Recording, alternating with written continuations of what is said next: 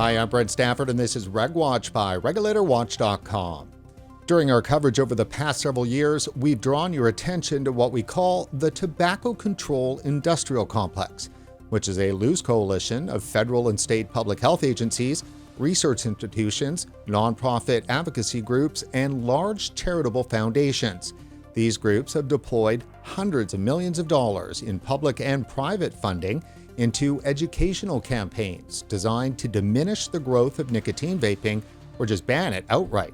Joining us today to discuss the impact of private money in the war on vaping is veteran reporter Marc Gunther. Gunther has written about politics, government, media, and business for nearly 50 years. He was an editor-at-large at the Guardian newspaper and a senior writer at Fortune magazine. In 2015, he turned to write for the Chronicle of Philanthropy, and you can find his current work on his Medium channel, The Great Vape Debate. Marc, thanks for coming on the show. Thanks for having me, Brent. So first off, your work over the past couple of years linking philanthropy and the battle against vaping has been extraordinary. Top line for us, what is philanthropy, and why did you first turn to covering the topic? Philanthropy is many things. Philanthropy is anyone sending a donation to a nonprofit organization, and that's usually fairly benign. But what I chose to focus on since 2015 was big-scale philanthropy. Large foundations with billions of dollars of assets and individual donors, also in many cases with billions of dollars of money to spread around. And my thinking was to treat philanthropy as an exercise of power. I thought it was an exercise of giving. Well, that's traditionally the way much of it has been treated. People have responded to philanthropy with a sense of gratitude. Someone donates a wing to a hospital, a new building at a college, medical research. And again, typically the response is thank you very much. I do think, though, large-scale philanthropy is an exercise of power, and it deserves not so much gratitude, but scrutiny. What's going on here? Is this effective use of the money? What might the unintended consequences of this large-scale donation be? I think that it may be a surprise to some people to learn that these big foundations like the Ford Foundation and so forth were originally established to basically allow money to be, I guess, hidden. Is that the right term? Or control of money to be passed down to the family?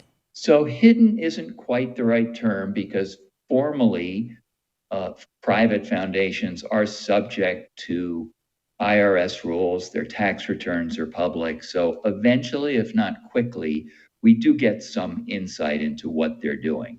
Other large-scale donors give through what's called donor-advised funds. Those are private charitable accounts. And in those cases, yes, their entire operations are hidden. They have no disclosure requirements. And so it sort of depends on which philanthropic vehicle you're talking about. But I think the main purpose initially was take large amounts of money, put it into tax-sheltered institutions, allow it to grow over time, and then either the donor or the donor's heirs, or eventually, a board of just people who have taken over, in a sense, get to decide what happens with that money. That's certainly the case at Ford Foundation. No more Ford family members are on the board, I don't believe, but others like the Gates Foundation, Bloomberg Philanthropies that we're going to talk about, they do have a living donor, and presumably those living donors exercise tremendous influence over how the foundation money is spent. So is it fair to call it political agitation? I've heard it described that way. I think it depends on what the foundation is doing. I do think there are many efforts, both from the left and the right, to use foundation money to influence the political process. You see it on the left around issues like climate change. You see it from more conservative foundations around issues like charter school.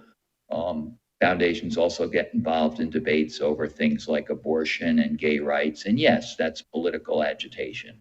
When the Gates Foundation sends money to Africa to provide bed nets for children to protect them from malaria, there's some politics in that decision, how you do it, who you give it to, where, but I view those as more public service or efforts to, promote global health that, as a rule are both well-intentioned and not especially controversial. You mentioned that it's power, seeking of power, and obviously there's an exercisation of power too as well. Describe how that manifests itself. It manifests itself by supporting foundations, support nonprofit organizations with whose politics they're aligned.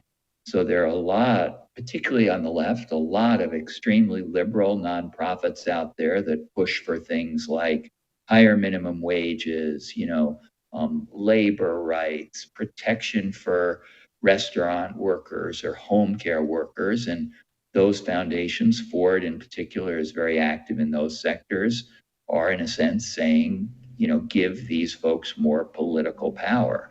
On the other hand, it's both sides of the aisle. There are conservative foundations that essentially give to think tanks that are here in Washington, where I live, pushing for lower taxes and less regulation, and those too are political issues. So the administrative state has availed itself to being lobbied. So I guess that's probably in the end the reason why this exists.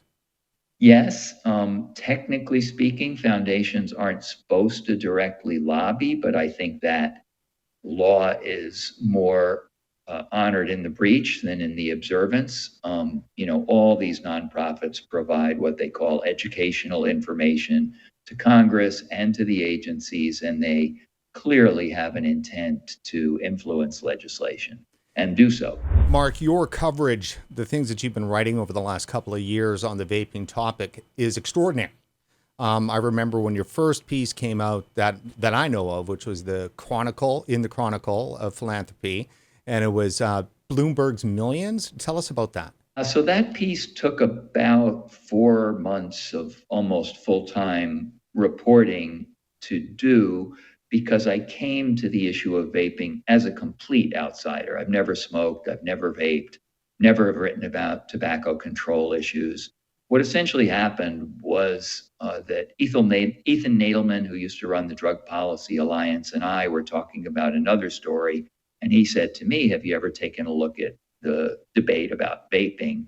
And I plunged in, and I was surprised to find fairly quickly that a lot of what Bloomberg Philanthropies was funding and saying was not, in my opinion, really backed up by the science around vaping. I can get into more detail if you want, but I tried carefully to assess both sides of the debate. And although the Chronicle story is written in pretty much a straight down the middle way, my own personal belief was that the folks who want an approach that is often called harm reduction, which is to say, vaping may not be ideal behavior for anyone, but it's a lot better than smoking, and we should permit people and even encourage them to move from cigarettes to e-cigarettes. The science was predominantly on their side. And the other side, the Bloomberg Campaign for Tobacco-Free Kids, Truth Initiative, other large nonprofits who were taking what is fundamentally a prohibitionist stance, I didn't think had the science to persuade me that in the long run was going to be good for public health. And it's not that you haven't been covering contentious issues in the past. I mean, you spent a bunch of time at The Guardian, which I believe is considered to be a little bit more on the left side. Yeah, I wasn't super comfortable at The Guardian, to be honest, but yes. And certainly I've written about a lot of contentious issues in the past, a lot about climate change and politics and how the media conducts itself. And at the Chronicle, did some investigative reporting that ended up costing the leaders of some big foundations and nonprofits their jobs. And in this case, again, I came to it, I do think, quite open-minded, but with some, I guess, libertarian instincts, to be totally transparent. And I was just surprised at how dependent the prohibitionist side was on very sketchy science. And I was also really surprised and impressed to see that people with whom I might not agree on other issues, but people with lifelong commitments to tobacco control, that is, reducing the disease and death caused by smoking, we're also committed to the idea that e-cigarettes could be a very valuable life-saving tool. So these are people whose credentials are impeccable. I don't want to start naming a lot of names, but people like Ken Warner, who's been on the issue for decades, Steve Schroeder, the former president of the Robert Wood Johnson Foundation, and many, many others who were in the anti-smoking movement, in effect, are now in the protect vaping as an alternative to smoking. That's where they are to characterize their points of view. And of course, Bloomberg and Tobacco Free Kids are essentially anti-vaping. They'll tell you their goal is to keep vaping out of the hands of children, but whenever presented with an opportunity to reduce adult access to e-cigarettes, they have seized it and supported it. Why is your Medium site titled The Great Vape Debate? I thought it was a clever title, and the debate about vaping is in some ways as fascinating and divisive to me as the debate about other hot button issues where people tend to talk past one another. So issues like abortion being the most prominent example. The difference is that I think the abortion debate is grounded in some pretty fundamental religious beliefs on one side and beliefs in, bodily autonomy for women on the other side. The vaping debate is one where both sides claim to be promoting public health.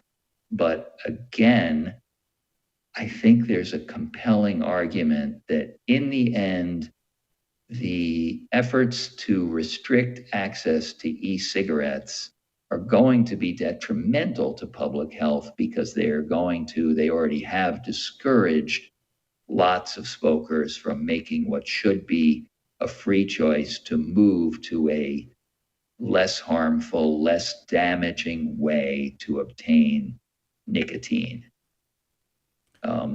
One way to think about it is what started as an anti-smoking movement has explicitly become an anti-nicotine movement, even though there's very scant evidence that nicotine by itself is harmful to public health of adults. They say all of a sudden now that nicotine harms developing brains, but yet, nobody from the 50s or the 60s or the 70s seemed to have brain damage. And they just trot it out as a full lie, and everyone repeats it.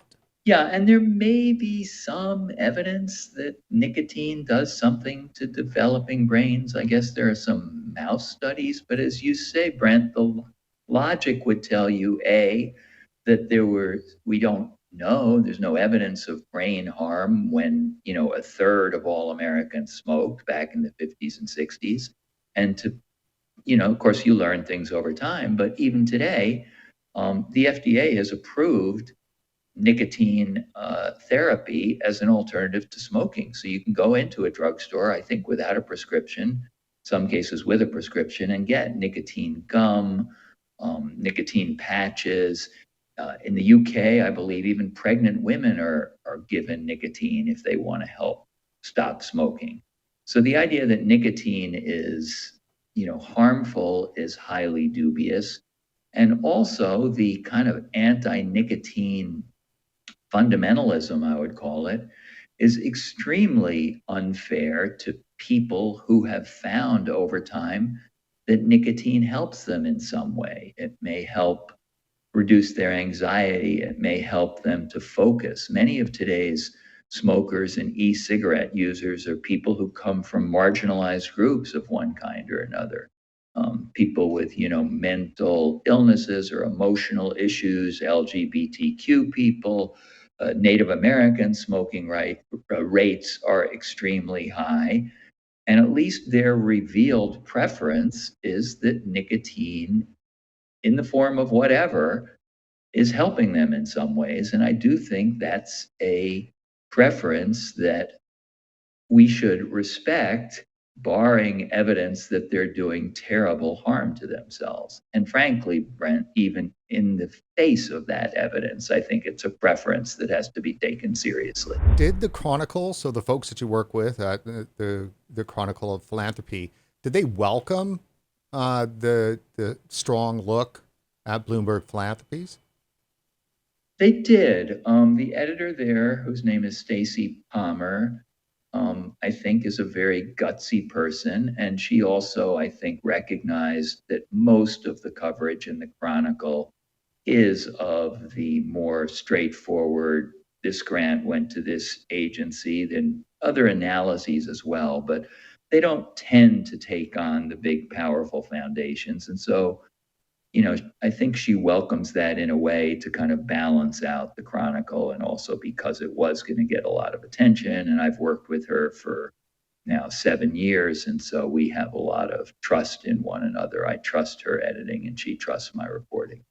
Now, but the people who read that magazine, the website and so forth, they're within the community of big philanthropy. So was there pushback from readers? No pushback from readers that I'm aware of. There was pushback from Bloomberg and Truth Initiative and the campaign for tobacco-free kids. They wrote a longish letter to the editor, but it fundamentally didn't challenge any of the facts or arguments in the story. It really didn't engage. Your most recent piece, correct me if I'm wrong, from June 17th, 2022, is the unchecked power of philanthropy. You just keep pressing it. Yeah, I do. Actually, the most recent piece is a very long look at the Truth Initiative that ran in a publication called Filter under the headline, The Half-Truth Initiative. And it essentially just dissects a lot of claims that organization has made over the years about the dangers of vaping, and shows them not to be supported by science, and also quotes a number of former scientists who left Truth Initiative, essentially saying that this nonprofit, which is the biggest anti-tobacco, anti-nicotine nonprofit in the US, has lost its way and seems to be doing more harm than good now. So yeah, I don't want to give up on this. I'm frankly not, I don't love writing about this anymore, because I feel like, to some extent, it's the same story again and again. But on the other hand, I do feel like most of the mainstream press doesn't challenge the assertions of, say, Campaign for Tobacco-Free Kids, or an organization called PAVE, which is Parents Against Vaping E-Cigarettes. And so I just feel like if I'm in the minority, it's useful for me to keep hammering away and try and get the story out there. Ideally, hopefully get it read by some mainstream reporters who would pick it up, or by some people in the political arena. And in fact, I want to just say, one of the better stories I've seen in a long time on vaping came out in the last month in the Boston Globe magazine by a very well-respected science writer, essentially making the argument that the attacks against e-cigarettes are overblown. If you could, take us step by step through Bloomberg and his impact on the vaping debate in the US first only. Sure. So Bloomberg's commitment to the anti-vaping groups was made in the fall of 2019, just 6 months before COVID came along. And it amounted to $160 million over 3 years, most of which I believe, it's not entirely clear, went to Campaign for Tobacco-Free Kids, which then regranted to some other organizations. And so what's happened since then? Unfortunately, from my point of view, some not very good things happened. One is there were grassroots campaigns in many states and cities that led, I believe, more than 200 local governments and 5 states to either ban flavored vapes. That was what they did in most cases, or in certain cases, I believe in the city of San Francisco, and I think the state of Massachusetts, to ban all e-cigarette products. So why is that a bad thing? Because it means that if I'm a smoker and I want to move to e-cigarettes to reduce my risk of death or disease, becomes very hard to do in those 200 cities and 5 states. And making it even harder to do, again, I credit or blame, whatever you choose, the activist prohibitionist groups for this. Congress attached to one of the COVID relief bills a provision prohibiting the post office from mailing vaping products through the mail. So if I live in San Francisco, or worse, if I live in a very rural part of anywhere and there's no vape shop near me, becomes hard for me to obtain vapes. And I believe both UPS and FedEx on their own followed suit and decided not to ship vaping products. So in the end, you're saying that the vape mail ban could be traced back to Bloomberg money? I mean, I don't see where else it would come from. The congressmen and senators who have been pushing this are kind of longtime close allies of the Campaign for Tobacco-Free Kids, whose leader, Matt Myers, exercises a lot of influence in Washington, D.C. He's been a prominent figure here in the tobacco debate going back 30 years or more. But it gets worse. Unfortunately for people who want vaping to remain a choice, a disease called EVALI, misnamed EVALI, arose, and I may not have the timing right on this. I believe it was late in 2020. It was August 2019. Okay, sorry about that. No Fall problem. of 19. And the name is, the name has to do with vaping, but the disease did not. It had to do with not vaping e-cigarettes, but vaping THC tainted products, illegal, basically marijuana products. There's no evidence that it came from an legally authorized e-cigarette sold, at a convenience store or a vape shop.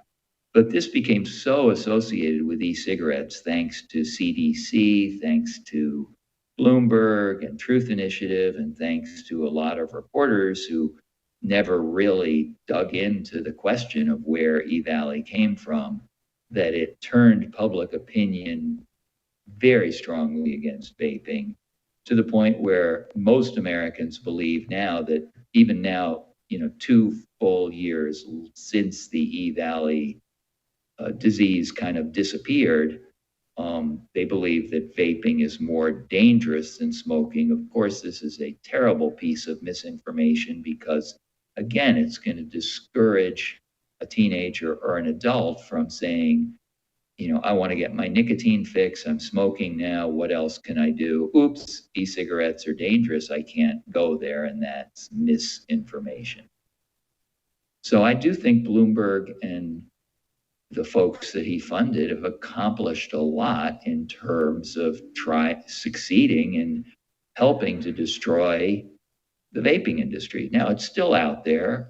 People are still buying e-cigarettes in lots of places, but from what I've heard, many vape shops have closed. I don't know that there's a full accounting yet.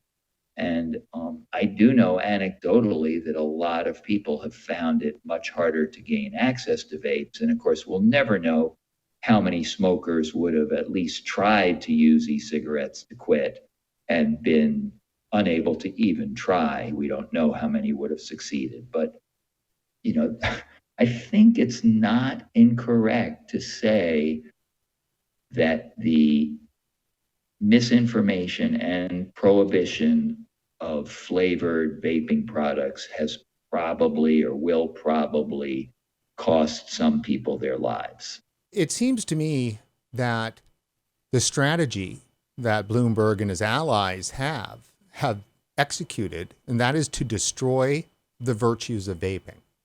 Where there was virtue in quitting smoking using vape, it's now, I mean, that's just destroyed.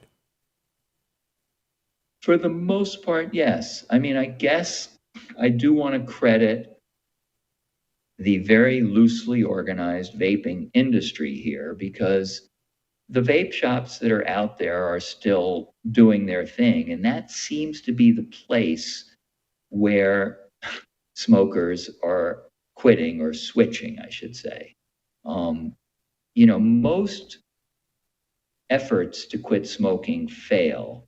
And most of the techniques that are generally used to quit smoking, the nicotine replacement therapy or cognitive behavioral therapy, only work for a minority of smokers. And it takes a lot of persistence to quit.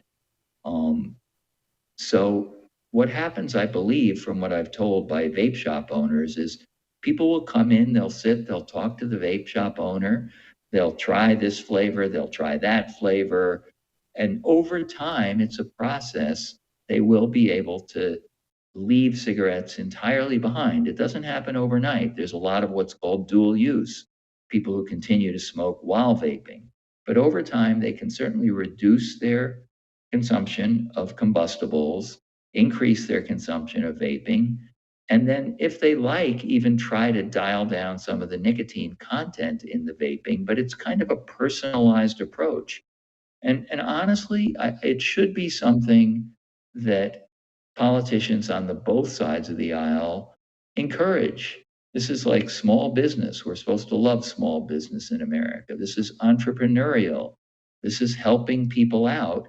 And yet, this industry, to a great degree, has been demonized by, particularly, I think, some of the Democratic politicians, but I haven't heard a lot of Republicans stand up to protest these restrictions, and certainly by Truth Initiative and Campaign for Tobacco-Free Kids, who have never said a good word about vaping since the Bloomberg money came along. I do want to be careful and make clear that I don't believe Truth Initiative is accepting or taking Bloomberg money at the moment. They have their own very large endowment that they've had since 2000 that came from a big settlement agreement with the tobacco companies. So they don't need the Bloomberg money.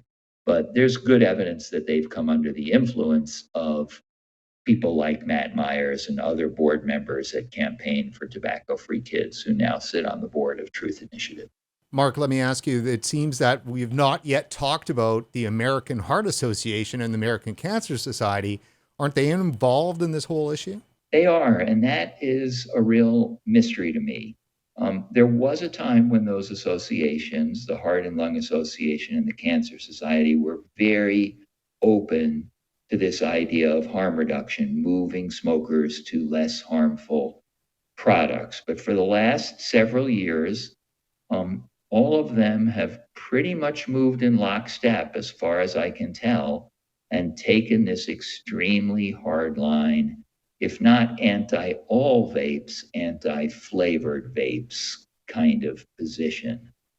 And I don't have a good explanation for it, other than to say they're getting money directly or indirectly from Bloomberg, so that perhaps comes into play.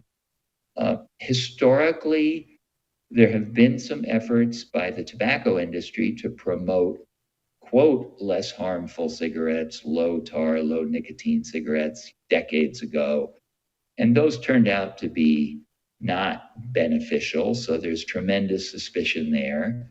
And I do think another thing that came into play was when Juul became the most popular manufacturer of e-cigarettes. And then when Juul sold about 35% of the company to Altria, big tobacco company, that raised the hackles, raised the suspicions of all the nonprofit groups.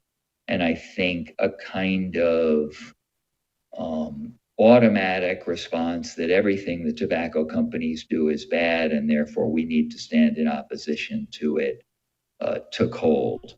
But despite all that, I feel like or I believe that the Heart and Lung Association and the Cancer Society, as big brand name nonprofits, have an obligation to take a closer look at the science, take a look at something like the study or the essay that came out last year from the majority of former presidents of the Society for Research into Nicotine and Tobacco. And that was a paper that said, we can keep kids away from vapes, but let's essentially make them available to adults from a completely impeccable group of authors. Someone at Heart, Lung, and Cancer, or some people at those institutions really should read that paper closely and think about their position on these issues. Yeah, that paper is pretty much kryptonite, I think, to the Bloomberg position. I agree.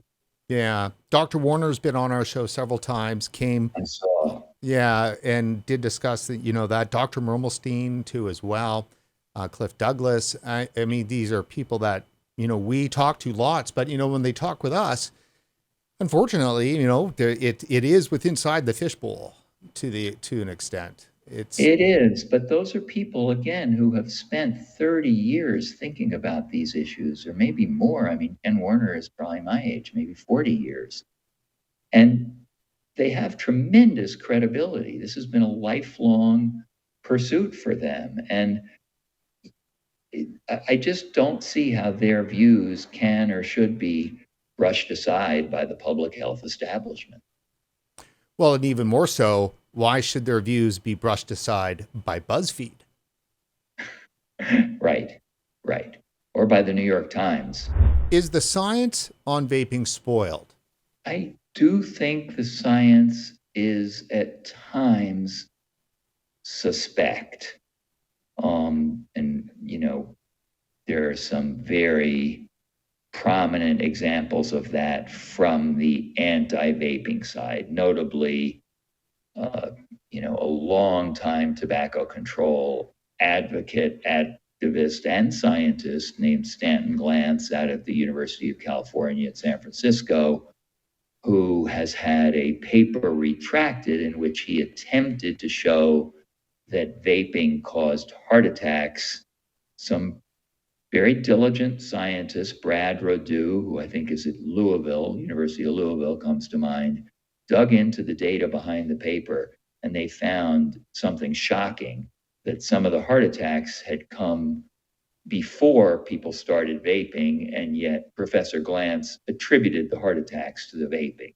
It's extremely unusual for a scientific paper to be withdrawn from a journal after it's published.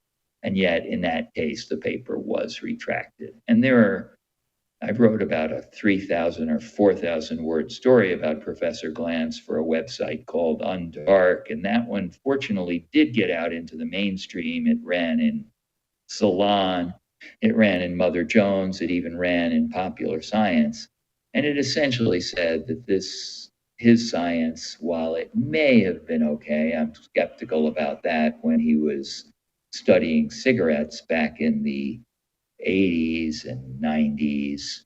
Once he turned his attention to vaping, his science really can't and shouldn't be trusted. I do think there's some bias on the pro-vaping side as well. Some people want to pretend that vaping is fine for everybody, or at least that we have no reason to believe it shouldn't be fine for everybody. It's a new technology. We don't know all of the chemicals that are in the vape, cartridges, or in the, what comes out of the e-cigarettes at either end, or certainly what goes into people's lungs. We don't know everything about it, but we don't have to know everything about it. We know for sure that it's safer than smoking a cigarette, and that alone, and probably much, much safer, and that alone should be a reason to allow people to switch from one nicotine intake product to another. Yeah, with the technology that we have today and the way deeper understanding of impacts on DNA and genes and biomarkers, and so forth, that if this was 60 years ago with the technology we had right now, we would not have needed 50 years to say that smoking was bad. We would have been able to say it immediately because our technology is so much more advanced. Our understanding of our systems are much more advanced. So it's a misnomer when, opponents to vaping say, well, we don't have enough data, no long-term studies, when we just don't know yet. Yeah, I mean, by definition, there are no long-term studies because vaping hasn't been popular for a long time. So I do think that's at least a question that should be asked. Could there be long-term effects we're not finding yet? That's certainly been the case with, some other chemicals that were widely used for years until problems came up.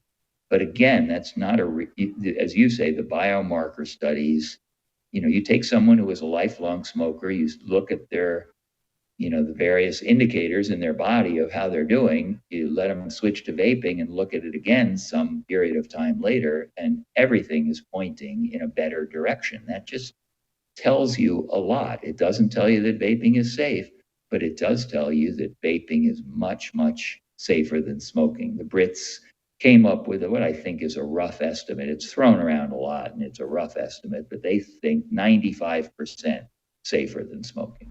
What's Bloomberg Philanthropies doing worldwide? Does it have an impact? If you believe in a paternalistic state that should try and stop people from smoking, I think it's done a lot of good.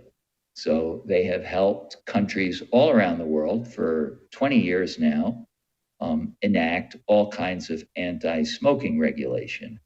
And again, there's a good argument that folks you and I respect, like Ken Warner and others, would say applause to that. But they've also fueled a global movement against vaping where there are entire large countries that ban vaping. India, I believe, some South American countries. There's a ban in Mexico, but it doesn't appear to be enforced at all. And they are trying essentially to, prevent vaping everywhere they can prevent it, working through organizations like the World Health Organization and some global nonprofits now that have gotten money from Bloomberg and are carrying on the anti-vaping campaign, particularly in low and middle income countries around the world. Yeah. Now, when I first came across your work, it was actually right around the time that Michelle Minton was putting out her work around philanthrocolonialism. Is that explain that concept to me, and does it jive with some of your writing? I mean, it does in the sense she's done a lot of good work on that, particularly in places like the Philippines, where, as I recall, some of the government officials actually were on Bloomberg's payroll. Just quick aside, Bloomberg also pays for lawyers in state attorney general's offices across the country. They aren't, to my knowledge, involved in vaping, but they're involved in the climate lawsuits that some of the attorneys general have filed. So, he's an influential guy. His foundation is influential. And the idea of philanthrocolonialism is that, white American philanthropists are trying to meddle in the businesses of poor and middle income countries around the world, just in the way colonial powers a century or more ago tried to manage the affairs of people in Africa, South America, Asia, etc. If there were no double standards, there wouldn't be standards at all. It's true. All right. So last question then for you. Sure. Marc, back to the United States. Is there any hope that there could be a robust vaping industry, or is it much more dire? No, I think there's definitely hope. I mean, I wouldn't be a reporter if I didn't think that over time, good reporting can help influence public opinion and political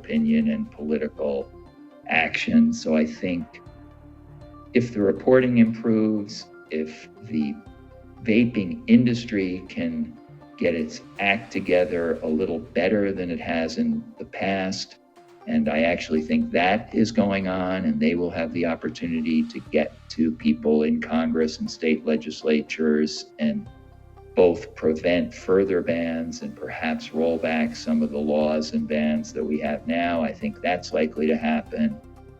I also think that the tobacco industry is going to play a role in enabling a transition to less harmful products because they're investing in those less harmful products. I think they recognize, or you can't not recognize, that smoking is actually declining in the US dramatically. Far fewer people are smoking today than did 10 or 15 or 20 years ago. They need to maintain their business, and they see other nicotine products as potentially a growth area for them. So, for example, Philip Morris International, big company, created when Philip Morris split into two companies, Altria and Philip Morris International. They've said that they would like 50% of their revenues to come from non-combustible products. I don't know that they've set a date, but in the near future. So I think there's going to be market forces as well as political forces that turn the tide on this.